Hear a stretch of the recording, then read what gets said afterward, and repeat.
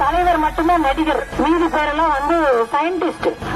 அந்த அம்மா சொல்றாங்க, அவங்க பேரு ஆர்த்தி கணேஷ், அதுன்னு ஒரு காமெடி ஆக்டர், நல்ல திறமையான நடிகை. அவங்க சொல்றாங்க கணவரும் நடிகர் தான், சின்ன திரையில் நடிக்கிறாங்க, காமெடி ஆக்டர், நல்ல முன்னணி நடிகர்களும் நடிக்கிறாங்க. அந்த அம்மா சொல்றாங்க நடிகர்கள் வந்து ஆடுறது வந்து சினிமாவுக்கு வர்ற மாதிரி கிடையாது, வந்து 3 மணி நேரம் ஆடிட்டு போயிட்டா வேற. திரு ஸ்டாலின் அவர்கள்லாம் ஒரு நாளைக்கு 15 மணி நேரம் உழைக்கிறாங்க. ஆமா உழைக்கிறாரு, சரி. நடிகர் ஆடுறத வந்து வெளியே வச்சுக்கணும், ஷெட்டில வச்சுக்கணும். நீ திருப்பி வந்து சட்டசபையில ஆட விட்டா நம்ம ஆட்டம் கண்டு போயிடணும். ஆமா, தலைவர் விஜய் மட்டும்தான் வந்து நடிகர். இந்த மு.க. ஸ்டாலின் அவர்கள் வந்து இஸ்ரோ சயின்டிஸ்ட், உதயநிதி ஸ்டாலின் வந்து நாசா சயின்டிஸ்ட். அங்க இருந்து வந்தாங்க.